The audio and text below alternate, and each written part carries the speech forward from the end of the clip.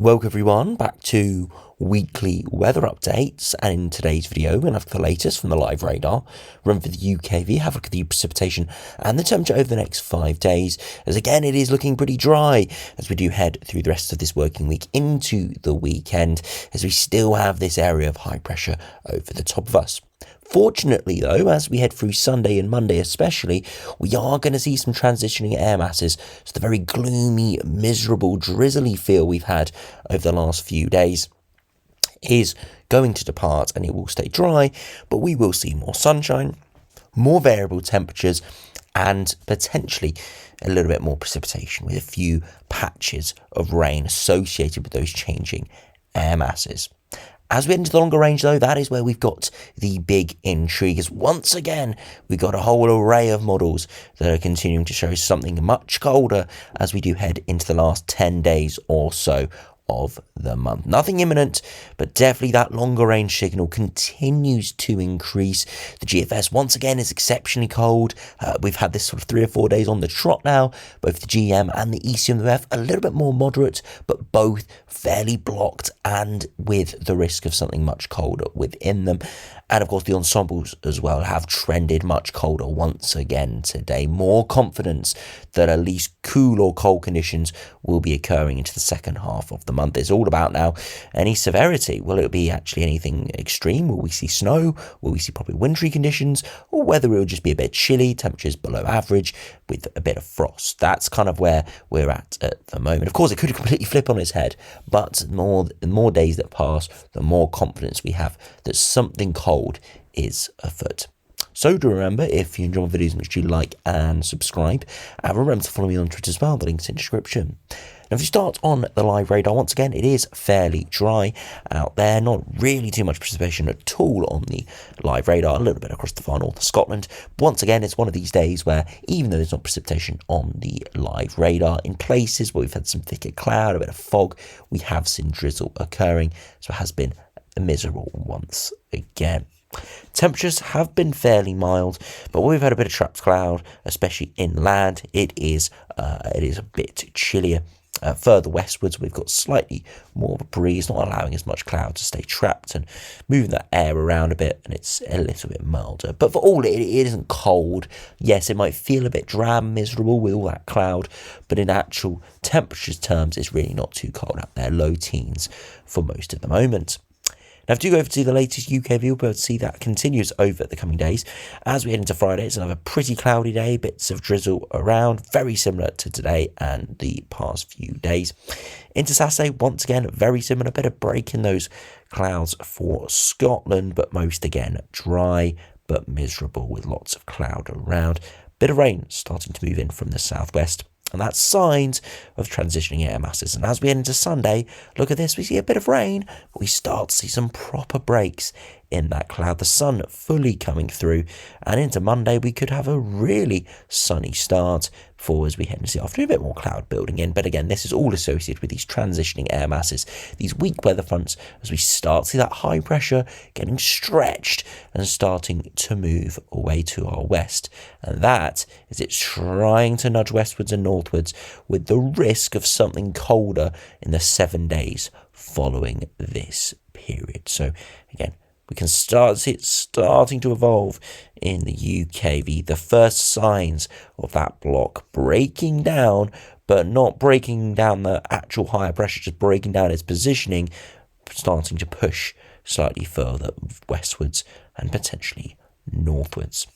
If you look at the air masses, you can see as we head into the latter part of next week, we do see some cold air trying to nudge in, and you see eventually it starts coming a little bit in from the east. And again, that's because we've got this high pressure pushing westwards, and it could allow a slack easterly flow to develop, and that's something that a lot of models are showing as well. There could be a very subtle easterly wind, and it's sort of the medium range. It doesn't particularly extreme at all, but when we get down to the finer details nearer the time, it can be quite a cold pattern. Even this early on in the winter, it can be pretty chilly and maybe even frosty. Again, wouldn't produce any snow or anything like that, or anything too wintry. The air masses are not there, but it could be a real change in the feel-like temperature. But if we do look at the actual temperatures over the coming days, you can see again tomorrow widely sort of 8 to 14 degrees. That's definitely cooled down a little bit in the last few days. Again, just the all that cloud around, just holding those temperatures down. So hovering around average, or actually slightly below average, actually, even though the upper temperatures are fairly mild. The same could be said for Saturday. Again, sort of high single digits, maybe low teens further westwards. And then to Sunday, starting to see those air masses transition. As you can see, again, those mild temperatures starting to shift further eastwards. And then as we head into Monday, it does start to turn a little bit chillier, but again, widely sort of 8 to 11 degrees, potentially even some frost starting to develop.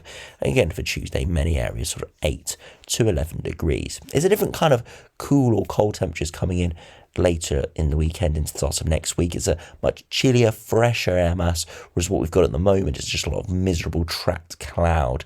Not actually a very cold air mass, but turning chillier perhaps into next week. More of a crisp, chilly conditions.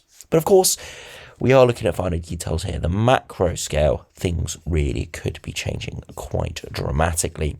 Now, we've got high pressure over the top at the moment. We've got a southerly wind. This sort of chart in midsummer would be producing 30 degrees most likely. But now being in the latter part of the autumn, even though the upper air temperatures, the macros look good, at the surface, as we just saw from the UKV, it's not great. Lots of trapped cloud and lots of drizzle. As we head over the coming days, though, high pressure continues to maintain its strength, but you can see it starts to shift further westwards, and this allows those changes in air mass. That little lull in the high allows those changes, and this is where we start to see it pushing further westwards during next week. It's a very slow process, but slowly nudging westwards, and by day 10, this is where we could start to see northerly winds getting unlocked. And at this point, the GFS goes full cold, wintry blast with a very strong and wintry northerly flow. And you can see blocking sustains itself all the way to the end of the run, and we would be very cold and very wintry as well. And of course, it is still kind of mid to late November, so we can't actually expect anything too extreme. We're a couple of weeks early still, but still could produce snow, some very early season snow actually. And yeah, it could be pretty extreme if these sorts of charts did come off. Again, you look at the upper air temperatures, -5 isotherm moving in, the -10 isotherm moving in. You can see, though, in the subsequent days, we do lose some of that cold. And again, just because we are still in the autumn, we just don't quite have that air mass to tap into. You can see to our north, it is cold, it's much colder than it is at the moment in 384 hours, but it's nowhere near as cold as it can be in only a few weeks' time beyond this. Again, just showing you that although we've got very short days, we can see cold conditions. It's not primed as we are still, of course, in November. Nonetheless, though, it is looking very cold, very wintry. If you're looking for something wintry towards the end of November, you can't get a much better chart than what we've seen today from the GFS. But of course, the GFS is fully on board. That's become apparent now. We've had sort of 3 or 4 consecutive runs, midday runs, where they've been very cold. But again, we need to see some support. Now, the GEM is very similar in the short to medium term. High pressure building in, slowly nudging westwards, allowing more of an easterly flow, potentially allowing slightly fresher air masses to build in. And then towards day 10, that high pressure migrating further westwards and splitting apart. And then again, we start to see this northerly wind develop.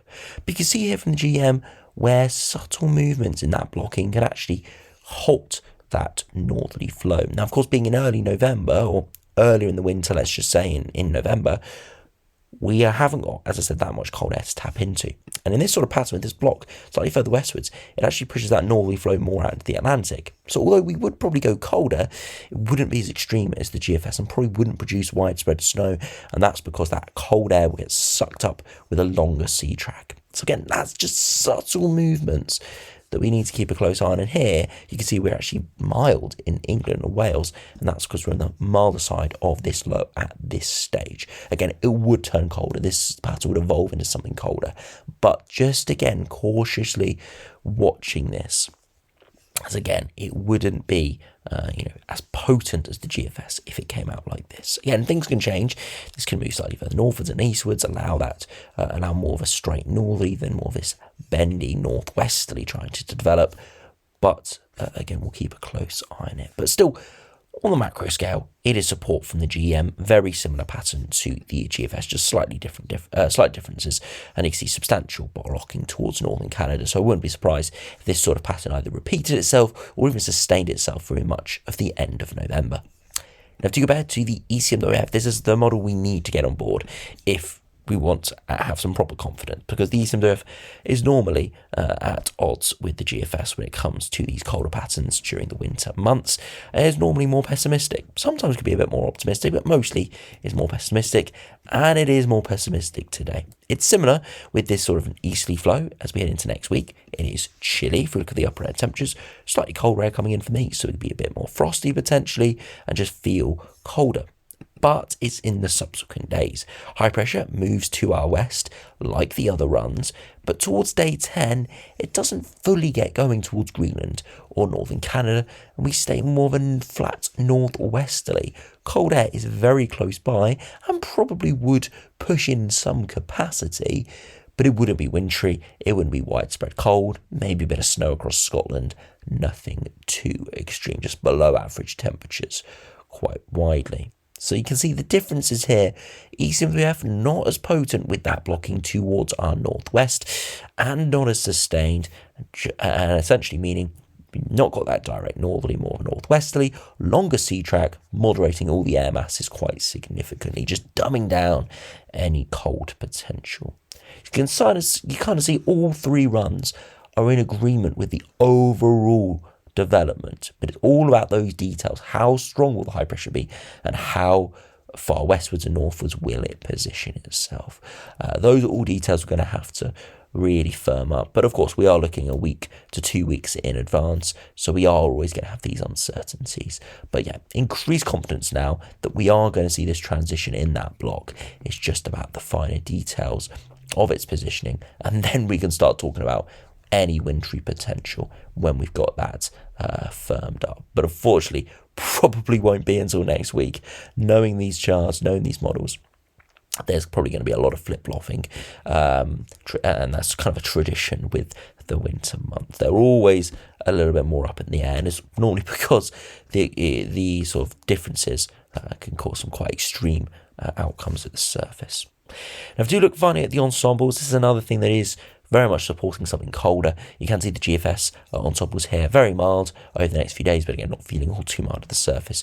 A little bit of disparity as we head into next week, and I think this is all because of that easterly flow that tries to develop. It's uncertain exactly what sort of air mass will that easterly flow tap into. So all these models and these ensemble members are all in agreement with the overall pattern. It's just the exact air mass that we tap into. You can see, though, the subsequent days around that day 10 period, there is quite a stark drop off. We see a majority, about 2/3 to 3/4 of models of ensemble members, below average. The ensemble mean about 2 or 3 degrees below average, and you can see quite a few runs, a lot more than yesterday and the day before, towards that -5 level and below. And that's kind of the golden number to see wintry potential. It doesn't guarantee it, but you normally at least -5 degrees at 850 HPA to be seeing snow, preferably lower. -10 is almost guaranteed snow, but -5 is kind of the minimum, and you can see a lot more runs here. And this is London, remember. -5 or below, and even a few getting towards that -10 level. Precipitation is still moderate, but again, nothing too extreme. So I don't think we're seeing any westerly flows in here at all. That's one thing that I do think is almost written off. Not seeing any westerly flows within the outlook, which is intriguing, but considering the last couple of weeks we've had with this big high pressure block over the top of us, I'm not surprised, if I'm being honest. And then if we do just have a look at the dew points, again, a big drop off towards freezing in the longer term. Again, lots of cold air masses moving in. And of course, if we look at the 2 meter temperatures, big drop off as well. Some runs going down towards the low single digits during the day.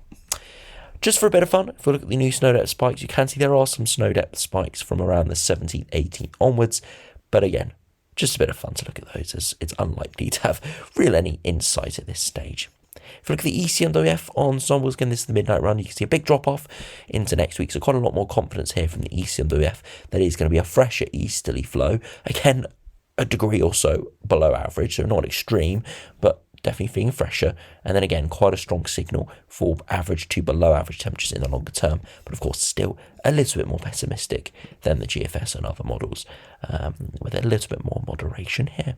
So again, not too many major changes from yesterday's video. Still got the GFS showing something that would be exceptionally cold and wintry. Again, that might be the bog standard now for the next few days and the next week or so.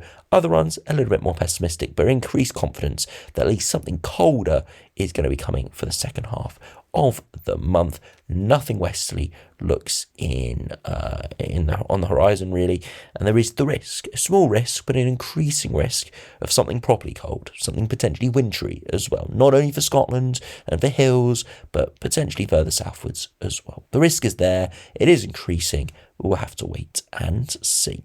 So anyway, thanks for watching, hope you enjoyed, subscribe if you're new, and I'll see you again for another video soon.